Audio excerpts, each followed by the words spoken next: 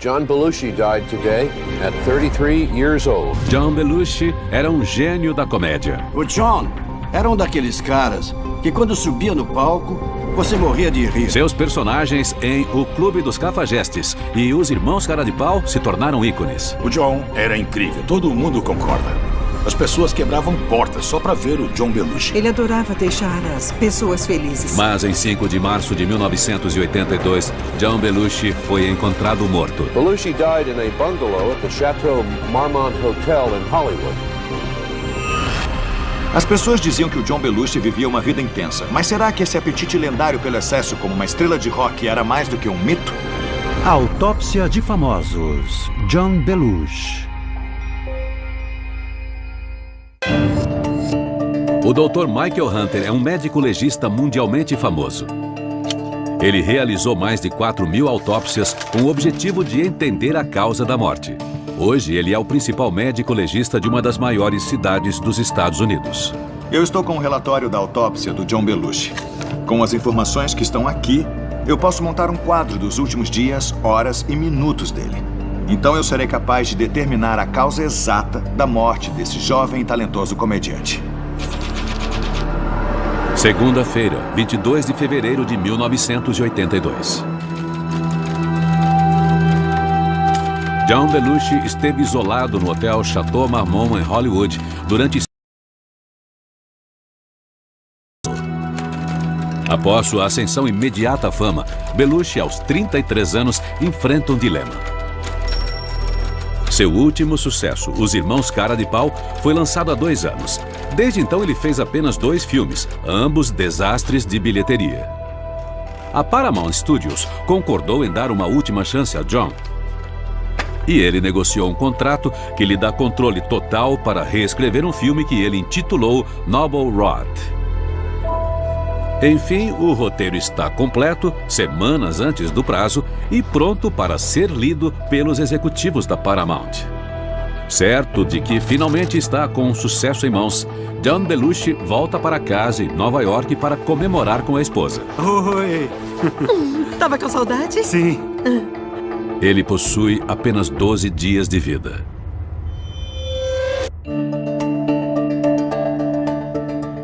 A primeira coisa que eu percebi no John Belushi é que ele era bem pesado, com 100,5 kg e 1,72 m. Fazendo os cálculos, o IMC dele era 34. Isso indica claramente que ele era obeso. Nascido em 24 de janeiro de 1949, John Belushi foi criado em Wheatown, uma pequena cidade 50 quilômetros a oeste de Chicago. Ele era um aluno modelo, popular, capitão do time de futebol americano, rei do baile e estrela de todas as peças escolares. Foi então que ele conheceu sua futura esposa, Judith Jacklin. O talento de Belushi para a comédia logo foi reconhecido e aos 23 anos ele já era o artista de destaque da companhia The Second City, em Chicago. Sem formação como ator, ele seguia o instinto.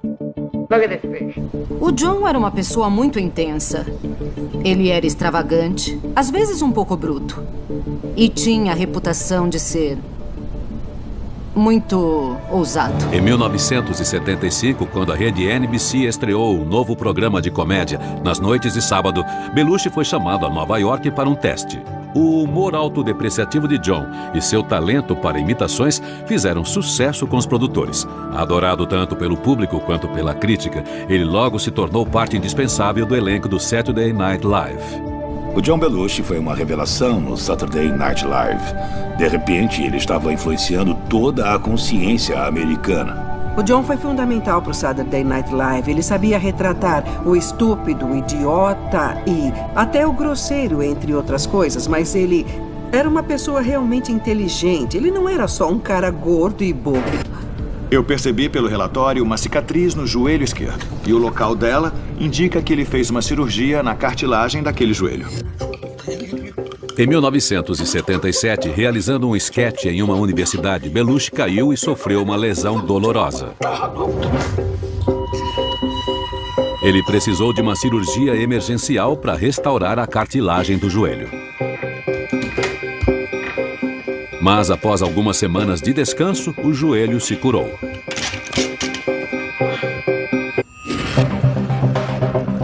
A minha primeira impressão do corpo do John é que não tem nada muito gritante ou óbvio que possa ser uma pista da causa da morte dele.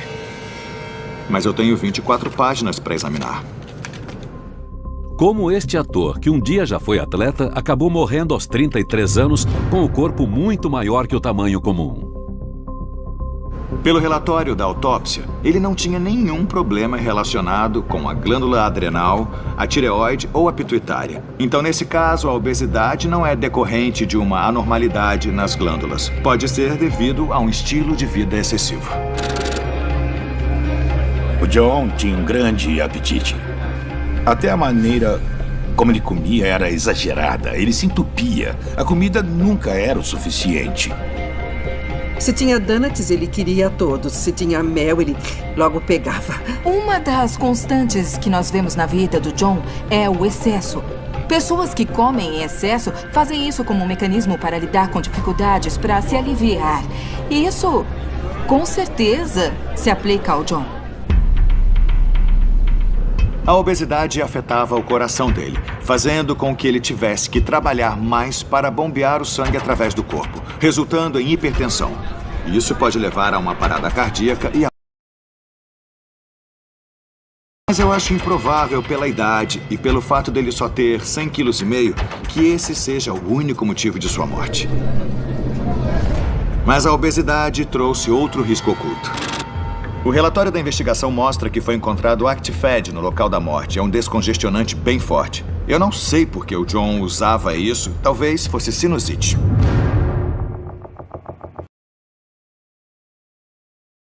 Roncava constantemente. Então é possível que ele usasse o remédio para controlar o ronco. Mas isso pode ser um sintoma de algo muito mais perigoso. No relatório, eu vi que enquanto ele dormia, ele ficava sem ar. O John era obeso, tinha histórico de ronco e falta de ar durante o sono e tomava descongestionante.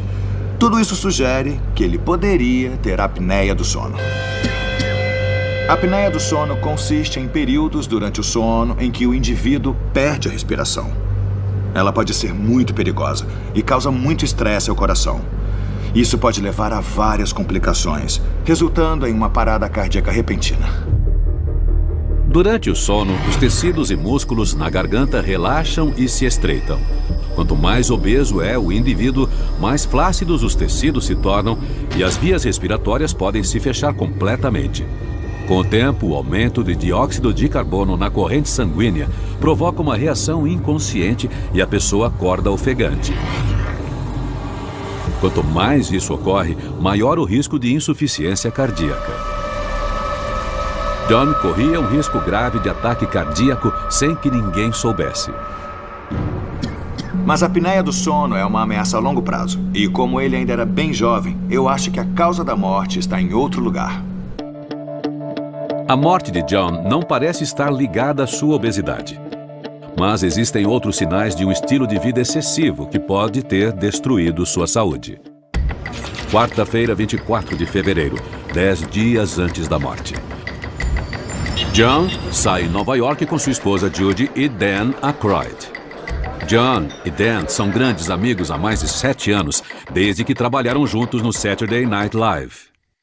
Um dos principais interesses em comum dos amigos era o amor por bares, tanto que eles compraram um bar juntos no Soho, em Nova York. Eles chamaram de Blues Bar. Era um lugar para passarem o tempo, conversar, chamar os amigos, criar, relaxar e tomar um drink. O relatório mostra que havia álcool na bile do John Belushi. Mas o interessante é que não havia álcool nem no sangue, nem na urina. Pelos relatos, nós sabemos que o John bebeu álcool no dia da morte. Então eu posso concluir que ele já tinha metabolizado todo o álcool. O John tinha um desejo insaciável por uma vida que fosse realmente social. Pensando no Blues Bar, esse era um meio para alguém muito social ter um lugar para ir toda noite. Ele não precisava ir a 15 lugares. Era só ficar ali que as pessoas iam chegar. Mas isso também é um problema para quem quer. Permanecer sóbrio não é uma alternativa muito provável. Outra coisa que eu descobri lendo a autópsia é que o John Belushi tinha uma doença no pulmão. O relatório diz que os pulmões são moles e crepitantes e que os alvéolos contêm muito ar preso dentro deles. Essa é uma descrição clássica de alguém com enfisema, uma doença associada ao fumo. Ele estava fumando cada vez mais. Chegava a acender 2 cigarros de uma vez só. Mas John não fumava apenas tabaco. Segundo o relatório da investigação, também existia uma substância verde e folhosa no local, que depois foi identificada como maconha. O princípio ativo da maconha, o THC, simula químicos naturais do corpo chamados canabinoides. Ele estimula o sistema de recompensa do cérebro, que controla o sexo e a alimentação. Apesar de o John usar bastante tabaco e maconha, não existe evidências na autópsia que sugiram que algum desses elementos tenha influenciado na morte. Eu preciso entender melhor que outras drogas estavam no sistema dele, porque tudo que eu vi até agora mostra que o John tinha um perfil irresponsável tanto na carreira quanto na sua vida. E isso traz a questão: qual será o motivo dele se automedicar? O John, apesar de toda a presunção e entusiasmo, tinha medo do fracasso. Era estranho, era como uma combinação. Muita autoconfiança e nenhuma autoconfiança. Uma coisa que a gente sabe sobre muitos artistas é que existe um sentimento de insegurança emocional de não ser o bom o bastante. Isso fica muito evidente na história do John Belushi. Ele sobrevivia através das reações positivas. Era tudo o que ele queria. Sexta-feira, 26 de fevereiro de 1982, uma semana antes da morte. Após 7 anos de estrelato, a carreira de John estagnou. Ele espera que Noble Rot, um roteiro que ele coescreveu, a traga de volta aos eixos. Noble Rot, para o John, era a obra-prima dele. Ele achava que ia ser a melhor coisa que já aconteceu. Mas, para a surpresa de John, seu agente ligou de Londres para avisar que a Paramount Studios acha que o roteiro de Noble Rot é medíocre e não vale a pena ser produzido. Ele ficou arrasado. Filme. Eles preferem que John troque Noble Rot por um de seus próprios projetos. O Dan Aykroyd falou várias vezes para ele: para de insistir, nada acontece de repente. Você fez muito sucesso, aproveite. Mas o John não ligava. Ele ia insistir no filme até morrer, se precisasse. Belushi disse ao diretor do estúdio que voltaria a Los Angeles após o fim de semana para propor um acordo. Com 2 dias de folga, John decide que precisa esquecer seus problemas. Segundo a investigação, foi descoberto um resíduo branco. Era bem pouco, mas eles conseguiram identificar como sendo cocaína. Sabia o que fazer com isso. As drogas foram uma solução para mantê-lo distraído. Quando nós chegamos à fase adulta, já determinamos meios de lidar com o estresse. E no caso do John, ele recorria a narcóticos, recorria a drogas. Cocaína é um estimulante que provoca um grande aumento da presença do neurotransmissor dopamina no cérebro. É o excesso de dopamina no sistema de recompensa do cérebro que causa a sensação de euforia associada à droga. Quando se trata de drogas ilegais, com certeza a cocaína está perto do topo da lista de drogas mais perigosas e imprevisíveis. O fato de haver cocaína no local muda meu ponto de vista e joga uma nova luz na minha investigação. Sábado, 27 de fevereiro de 1982. Na manhã após o roteiro de John ser rejeitado pelo estúdio, ele acorda tossindo sangue. Tossir sangue é chamado de hemoptise e é um sinal claro do abuso de cocaína. Normalmente, cocaína é aspirada pelo nariz. Quando alguém consome cocaína pelo nariz, ela é absorvida por vasos sanguíneos bem pequenos nas cavidades nasais e é distribuída pelo corpo. Mas o nariz não está preparado para esta agressão química. Aspirar cocaína pode lesionar a mucosa nasal, e isso causa a ruptura dos vasos sanguíneos e hemorragia. John Belushi começou a consumir cocaína trabalhando em seu primeiro sucesso, Saturday Night Live. O programa era um novo território para o elenco e os produtores, combinando atualidades, prazos apertados e atuações ousadas. Cocaína era o principal combustível. Eles estavam sempre escrevendo, sempre aperfeiçoando tudo. E todo mundo usava drogas, porque as drogas te mantêm ativo. Beleza, vamos lá. E o Belushi usava mais do que qualquer um. O John devia achar que com a cocaína ele era a melhor versão de si mesmo. Ele incorporava melhor esse personagem grande e intenso que todos esperavam que ele fosse. Acho que naquela época todo mundo se achava imortal e por isso usava drogas. Sabe, os tempos eram outros. Tomar drogas no Saturday Night Live era tipo, ei, traz um café pra mim. A pergunta que eu quero fazer agora é: a cocaína influenciou diretamente na morte? E com esse relatório, eu posso chegar a uma conclusão. O exame toxicológico mostra baixa concentração de cocaína no sangue. Então ele tinha usado cocaína há pouco tempo. A concentração de cocaína no sangue culmina cerca de 30 minutos após o consumo. Depois de algumas horas, ela já se foi. Ele também tem uma concentração alta de um metabólito da cocaína na urina. Essa concentração sugere que ele tinha usado bastante cocaína durante seus últimos dias. É óbvio que Belushi está lutando contra um vício grave em cocaína. Algumas pessoas são mais vulneráveis aos vícios. Quando você chega ao ponto de começar a se achar uma versão melhor de si mesmo com uma substância, aí a dependência deixa de ser algo fisiológico e se torna um vício mental, um vício cognitivo.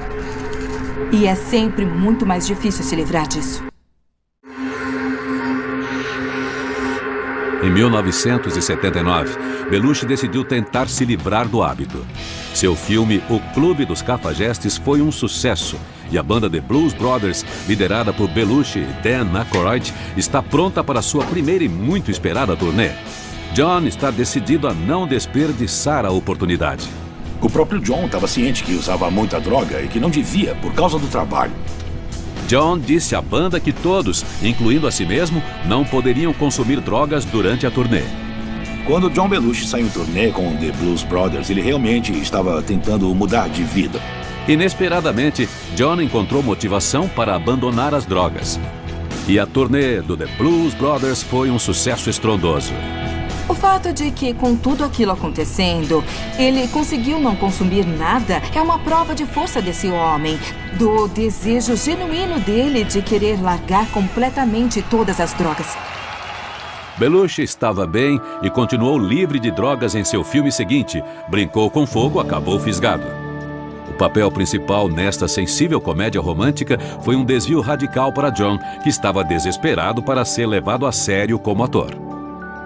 Esse foi um filme em que ele tentou aumentar o leque de talentos dele, para não continuar sendo sempre a bomba atômica.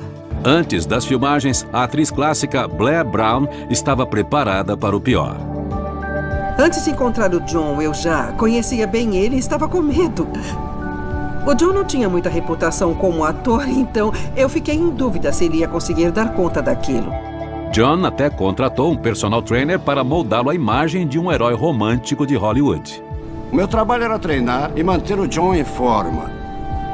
Ele pesava uns 110 quilos na época e a gente treinava todo dia. Ele perdeu 20 quilos e ficou fenomenal. Ele estava adorando e estava sóbrio. E eu lembro de pensar, ele vai conseguir ser um grande ator.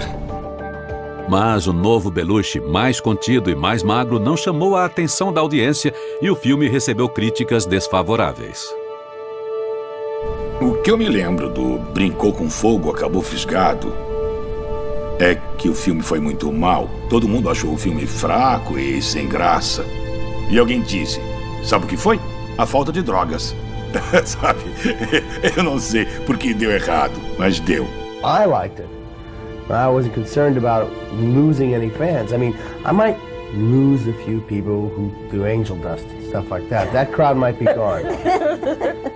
Eu sei que o filme fracassou porque as pessoas não queriam ver ele fazendo aquilo e isso foi muito doloroso. Ele encarou os próprios limites como ator e isso é difícil. O que você faz nesse caso? Recorre ao que te ajuda a enfrentar, nesse caso, as drogas.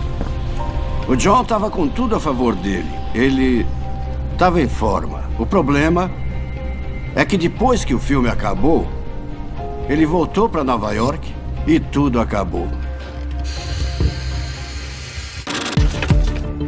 A autópsia de John revela a dimensão do dano provocado por seu vício em cocaína. O relatório da autópsia revela um coração dilatado. Tinha 460 gramas, era 30% maior do que deveria ser. O coração de um atleta de elite teria o mesmo peso que o de John, mas por motivos bem diferentes. Esse deve ser o efeito secundário desse consumo constante de cocaína. Cocaína estimula o coração a bater mais rápido, ao mesmo tempo em que comprime os vasos capilares. A pressão sanguínea aumenta e o fluxo para o coração diminui. O uso constante de cocaína pode prejudicar o coração, aumentando o esforço que o órgão tem que fazer para bombear o sangue, o que faz com que ele aumente. Ele também pode lesionar o músculo, resultando em uma cardiomiopatia, que pode levar a um ataque cardíaco. Então, foi a cocaína que matou John? Quando você começa a viver a sua vida sempre no limite, aumentam as chances de você cair. Domingo 28 de fevereiro de 1982. John Belushi volta de Nova York a Hollywood e se hospeda no bangalô número 3 do Hotel Chateau Marmont. Ele está aqui para tentar salvar seu novo projeto, Noble Rod. O estúdio não gostou do roteiro e não quer produzi-lo. Ele tem uma reunião marcada com Michael Eisner, chefe da Paramount Studios, na manhã seguinte. Mas agora, sua prioridade é comprar cocaína.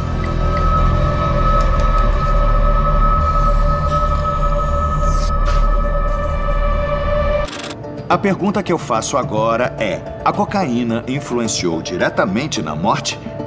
A cocaína é imprevisível e o dano não depende da dose, ou seja, qualquer ataque cardíaco. Pessoas que usam cocaína se colocam em risco constante de morte súbita.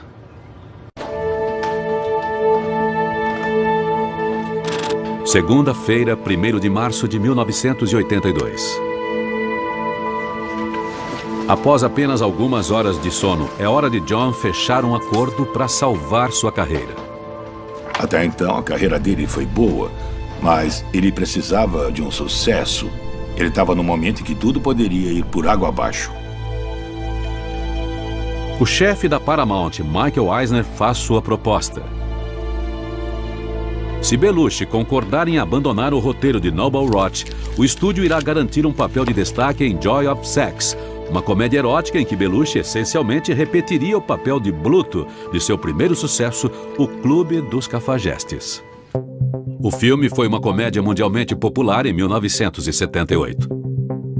Belushi recebeu carta branca para utilizar seu senso de humor grosseiro na criação do anti-herói do filme. Assim, o guloso e preguiçoso Bluto tornou-se o personagem que definiu a carreira de John. O Bluto Blutarsky foi uma bênção e uma maldição, porque ele era todo... eu sou Bluto! Mas isso impedia que as pessoas vissem o verdadeiro alcance do John. Joy of Sex traria um personagem semelhante a Bluto em uma série de aventuras sexuais ingênuas. Eisner quer que Belushi desista de Noble Rod por Joy of Sex. É um acordo para preservar a dignidade de ambos. John evitaria um constrangimento e a Paramount teria o filme que queria. John diz que irá considerar a oferta. Eisner acredita que o negócio está ganho. Mas Belushi não tem intenções de desistir de Noble Rod. Com sua carreira em jogo, ele precisa refletir e pensar em um plano. O que tende a acontecer no uso de drogas é o surgimento de uma sensação de maior capacidade, maior confiança enquanto se está sob o efeito das drogas. Parece que o John tinha a sensação de que a cocaína deixava ele mais criativo. Cada vez mais John Belushi. No mesmo dia, uma mulher chamada Kathy Smith chegou ao bangalô número 3. Em sua bolsa havia um sortimento de drogas. A Kathy Smith era cantora de apoio no Saturday Night Live. Ela usava drogas o tempo todo e ganhava... Este é o início de uma maratona de drogas de 4 dias, que irá culminar com a morte de John Belushi. O que eu estou me perguntando agora é, será que a cocaína foi a causa da morte? Apesar de eu acreditar que a cocaína tenha desempenhado um papel, a cena sugere outra coisa. John foi encontrado deitado sob as cobertas. Os de cocaína geralmente ficam hiperativos. Mas ele foi encontrado em uma posição que sugere a influência de algo diferente de cocaína. Então, baseado na investigação policial, eu não acho que a cocaína tenha matado John. Eu acho que existe outro componente na morte. O que eu achei crucial no relatório da autópsia é que foi feito um teste para Quaaludes. Quaaludes são sedativos potentes, por vezes utilizado indevidamente nos anos 70 e 80. O princípio ativo, metaqualona, deprime o sistema nervoso central. A pressão sanguínea e a frequência cardíaca caem e a respiração desacelera, criando um estado profundo de relaxamento. O fato desse teste ter sido feito mostra que eles realmente achavam que Quaaludes podiam ter tido um papel na morte dele.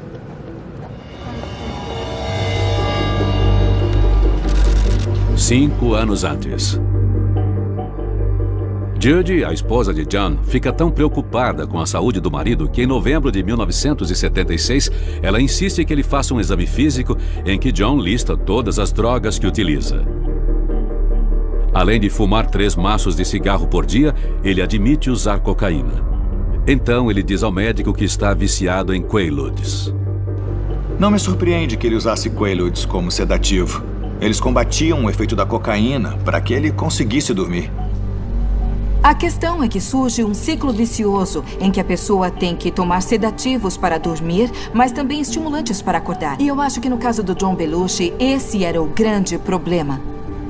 Ele era viciado em cocaína e Quaaludes. O médico de John não parece preocupado. Ele dá uma receita para 30 Quaaludes a John. Quaaludes não são só viciantes, mas podem ser bem tóxicos e causam overdose muito facilmente. Então eu tenho que considerar a possibilidade de que uma overdose de Quaaludes tenha matado John Belushi. Mas a autópsia de Belushi revela algo inesperado. O exame toxicológico deu positivo para cocaína, mas negativo para Quaaludes. Então, John não poderia ter sido morto por uma overdose de Quaaludes. Mas a ausência da droga em seu sistema traz mais uma dúvida. Se isso é verdade, por que não foi encontrado? Ele estaria usando outra droga para combater os efeitos da cocaína? Para resolver esse mistério, eu tenho que rever cada momento que levou à morte do John. Terça-feira, 2 de março de 1982. 3 dias antes de sua morte, Belushi convida o chefe do estúdio, Michael Eisner, para encontrá-lo em seu bar favorito, On the Rocks, um clube obscuro em West Hollywood. Eisner espera que Belushi confirme sua transferência de Noble Rot para Joy of Sex. O Eisner foi no bar e levou a esposa junto. Mas não é bem a conversa tranquila que ele esperava. O Belushi estava bem agitado e estava bebendo muito. Do ponto de vista psicológico, ele devia estar pensando: esta é minha última chance de convencer ele a fazer o filme. Então, em vez daquilo ser uma negociação, virou uma luta de poder. Aqui é o meu território, não é o seu território. Se Belushi achava que poderia forçar Eisner a produzir Noble Rot, estava enganado. O Eisner falou, melhor eu ir embora, e foi. John tem apenas 3 dias de vida. Quinta-feira, 4 de março de 1982, 10 da manhã. John percebe Noble Rot se tornando cada vez mais distante e decidiu trazer seu agente Bernie Brillstein para as negociações. Eisner concorda com mais uma reunião, desta vez no escritório de Bernie. É um agente experiente. Se existe alguém que pode convencer o estúdio a produzir o roteiro de John, é ele. Em seu último esforço para mudar a opinião do estúdio, John lê uma cena de Noble Rot. A essa altura, o John era um dos comediantes mais respeitados do mundo e estava acostumado com pessoas dizendo: "Nossa, John, isso é ótimo, que legal, tudo que você diz dá certo." Mas Eisner nem mesmo sorri. Ele não chamou a atenção nem do próprio agente, o Bernie Brillstein, muito menos do Michael Eisner. O projeto em que Belushi apostou sua reputação está morto. A Paramount não quer Noble Rod. Ponto. John precisa dar sua decisão sobre Joy of Sex. Foi um grande golpe pro John. E qual era o método comprovado que ele conseguia para se sentir melhor, mais animado e mais confiante? As drogas. De volta ao Chateau Marmont, Belushi chama sua fornecedora, Kathy Smith. Agora ele tinha que admitir a derrota. E isso deixou ele num estado de espírito vulnerável e perigoso.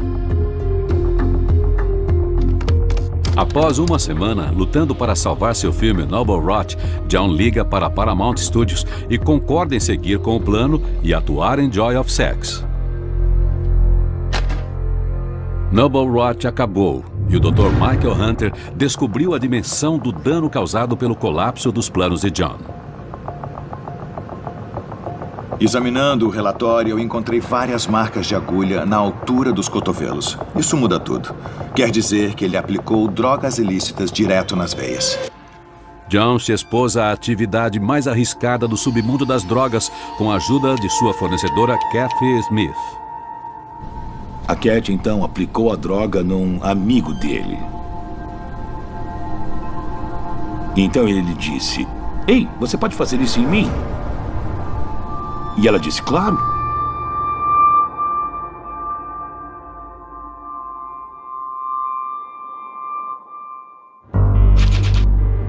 Sexta-feira, 5 de março de 1982, 6h30 da manhã. John Belushi está bebendo e consumindo drogas há 3 dias, mas a festa está acabando. Ele quer que Smith injete mais uma dose. Após 20 anos de prática, ela se considera uma enfermeira treinada.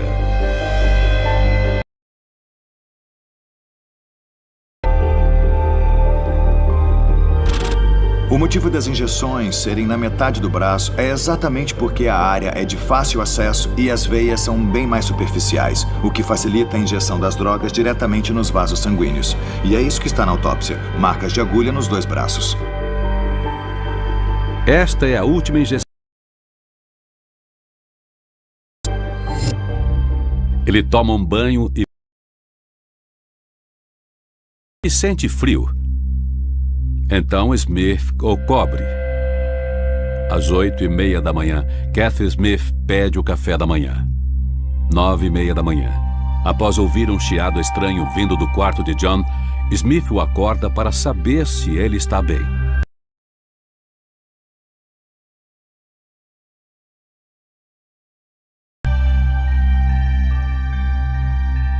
Às 10h15, ela checa novamente. Ao ver que John está dormindo tranquilamente, Smith deixa o Chateau Marmont e vai para a cidade com o carro de Belushi. Nunca se saberá o que aconteceu em seguida. Ao 12h30, o personal trainer de John, Bill Wallace, entra no bangalô para entregar uma máquina de escrever. Eu fui até o Chateau Marmont. Eu abri a porta e entrei. Eu disse: "John, hora de acordar."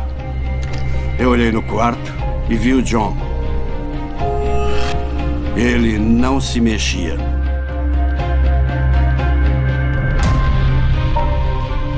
Belushi não está respirando. Eu sacudi ele. Nada. Então eu virei ele na cama. Na hora eu gritei: "Cara!"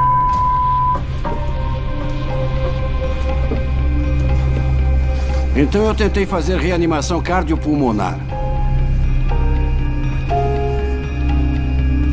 Não funcionou. O John morreu.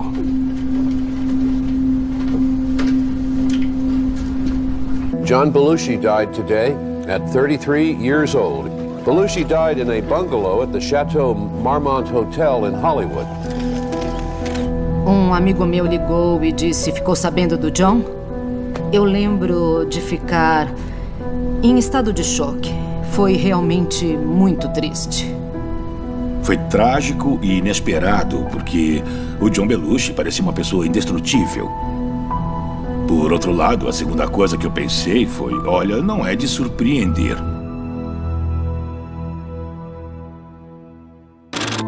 A investigação do médico forense Michael Hunter mostrou que John estava injetando drogas nas horas que precederam sua morte. Mas o mistério continua. Que substância matou John Belushi? O relatório da autópsia revela que John Belushi escondia um segredo muito obscuro. Na tarde da sexta-feira, dia 5 de março, o médico forense examinou o corpo de John Belushi no quarto em que ele foi encontrado. O local estava caótico. Remédios controlados, garrafas de vinho, restos de comida e uma mancha no travesseiro onde havia estado o rosto de John. Outra coisa que eu percebi no exame toxicológico é que havia morfina presente no sangue do John. A morfina é um subproduto direto da droga heroína. Essa era a revelação que eu estava procurando. Enquanto o médico ainda estava no local, Kathy Smith, a fornecedora de drogas de Belushi, voltou ao hotel com o carro do próprio Belushi.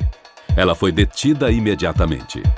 No interrogatório da polícia, ela entregou uma colher e uma seringa. O relatório da polícia fala de uma colher com restos de fuligem. Isso significa que alguém preparou uma droga, provavelmente heroína. Durante o interrogatório, ela admite à polícia que tanto ela quanto Belushi injetaram heroína. Mas John consumiu heroína o suficiente para matá-lo? O exame toxicológico mostra um nível de 2. É um nível bem alto de morfina. Mas será que é o bastante para matar? É preciso interpretar o nível de morfina baseando-se no histórico dele do uso de heroína. Será que ele usava a heroína tempo suficiente para ter uma tolerância maior a essa droga ou ele era um usuário recente? Eu preciso saber mais sobre os hábitos dele. Uma pista que está na autópsia é o fato de que ele fez uma cirurgia no joelho. E isso não tinha chamado antes minha atenção. Essa cirurgia comum para restaurar a cartilagem rompida após John lesionar o joelho pode ter sido o fator crucial que levou à sua morte. Isso pode ser evidência de que ele tinha uma dor crônica e se automedicava por um longo tempo com algo semelhante à heroína. As suspeitas do Dr. Hunter são bem fundadas. John havia confessado para sua esposa, Judy, que havia recorrido à heroína como analgésico e decidido manter o fato em segredo. As pessoas não achavam heroína legal. Não era uma droga recreativa. Ela era vista como a droga de quem perdeu o controle, de quem está à margem da sociedade. Belushi disse a Judy que não gostou de usar heroína e parou assim que o joelho se curou. Mas ele não havia abandonado a droga. E há um sinal disso no relatório da autópsia. Eu vi no relatório. Escrevem hiperplasia, ou aumento do nódulo linfático na porta hepática. Isso sugere que ele tinha uma infecção e condiz com os efeitos tóxicos de aplicação intravenosa de heroína a longo prazo. As impurezas na heroína que era injetada fizeram com que seu sistema imunológico reagisse como se estivesse enfrentando uma infecção, causando o aumento anormal dos nódulos linfáticos. Mas o vício em drogas de John Belushi era muito mais grave do que ele jamais revelou.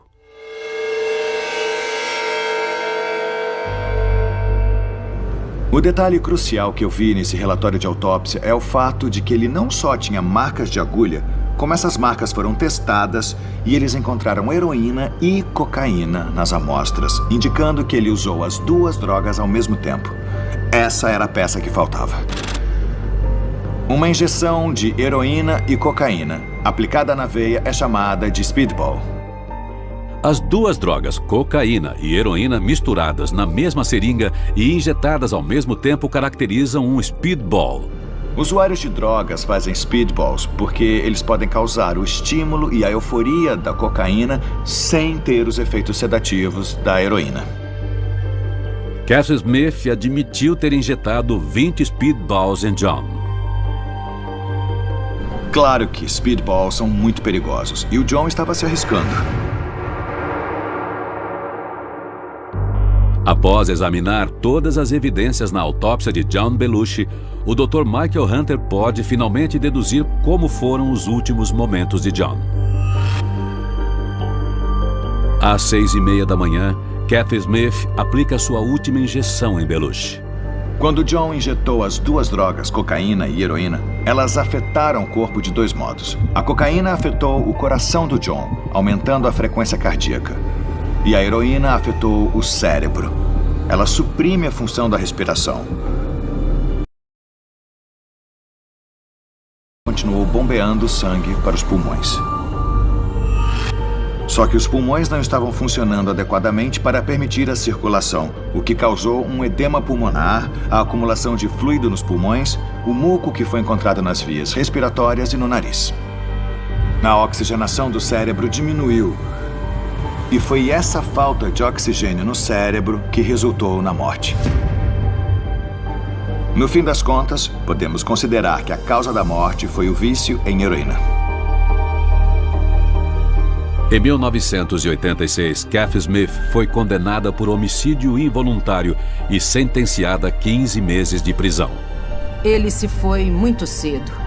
Eu sentia que ele estava prestes a fazer algo incrível. Ele era um grande gênio, criativo. Foi uma grande perda. Não há dúvidas.